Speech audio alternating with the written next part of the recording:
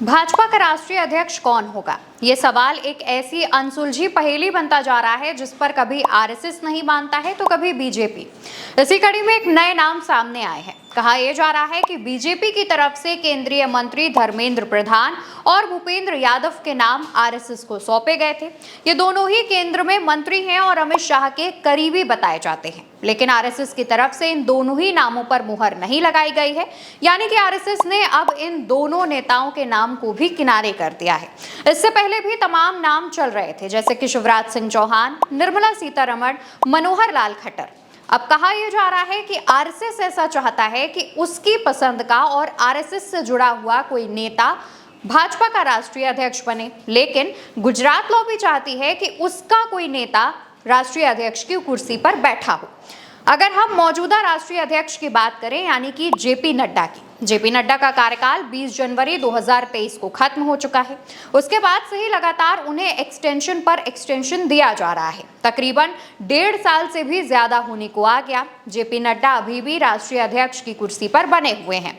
तो वहीं उनके पास केंद्रीय मंत्रालय भी है, वो स्वास्थ्य मंत्रालय, उनके पास स्वास्थ्य का विभाग है और उसको भी करीब 1 साल होने को आ गया है।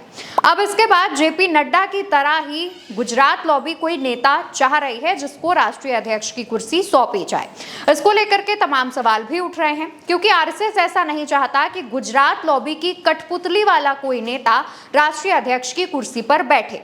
इसके पीछे तमाम वजह हैं। प्रमुख वजह यह है कि पहले जेपी नड्डा का वो बयान जिसमें उन्होंने कहा था कि अब भाजपा को आरएसएस की जरूरत नहीं है, और इसका खामियाजा बीजेपी ने लोकसभा चुनाव 2024 में देख लिया।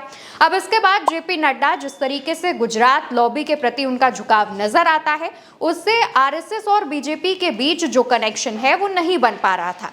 इस वजह से आरएसएस ऐसे नेता को राष्ट्रीय अध्यक्ष की कुर्सी पर नहीं देखना चाहता है।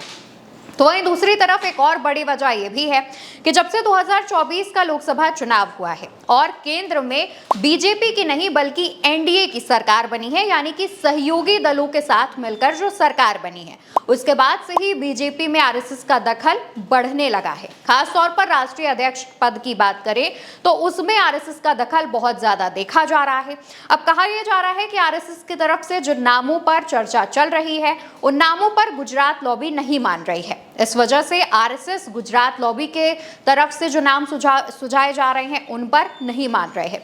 देखने वाली बात यह है दोस्तों कि आखिर अब राष्ट्रीय अध्यक्ष की कुर्सी पर किसका चयन होगा और कब तक दोनों के बीच सहमति नहीं बनेगी, क्योंकि आरएसएस की तरफ से एक और नाम सुझाया गया था और वो था उत्तर प्रदेश के मुखिया यानी मुख्यमंत्री योगी आदित्यनाथ का। और योगी आदित्यनाथ का नाम सामने आते ही शाह खेमे के तमाम नेताओं ने इस पर आपत्ति भी जताई थी और अंदर ही अंदर चर्चा भी होने लगी थी। इसके बाद हालांकि उत्तर प्रदेश के ही डिप्टी सीएम केशव प्रसाद मौर्य का भी नाम चल रहा है, लेकिन केशव प्रसाद मौर्य का नाम यूपी के प्रदेश अध्यक्ष की लिस्ट में भी चल रहा है। अब अगर राष्ट्रीय अध्यक्ष की बात कर रहे हैं तो उत्तर प्रदेश की भी बात कर लेते हैं, जहां पर उत्तर प्रदेश के बीजेपी प्रदेश अध्यक्ष को लेकर के भी अटकलें चल रही हैं, जहां पर तमाम नाम लिस्ट में आ गए हैं, लेकिन इन पर भी बीजेपी और आरएसएस की सहमति नहीं बन पा रही है। अगर दिल्ली की बात करें तो दिल्ली में अब जेपी नड्डा का कार्यकाल लगभग 3 साल का होने वाला है, उनका दूसरा कार्यकाल जो कि एक्सटेंशन पर चल रहा है।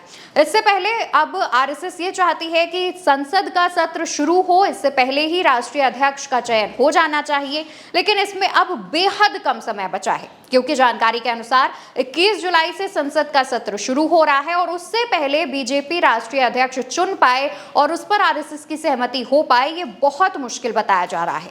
हालांकि अब एक और नई डेट सामने आ गई है जिसमें कहा यह जा रहा है कि बिहार चुनाव से पहले बीजेपी को अपना राष्ट्रीय अध्यक्ष मिल जाएगा, लेकिन इसमें भी अभी संशय बरकरार है, क्योंकि भाजपा की तरफ से जो 2 नाम केंद्रीय मंत्रियों के भेजे गए थे उस पर आरएसएस ने असहमति जता दी है।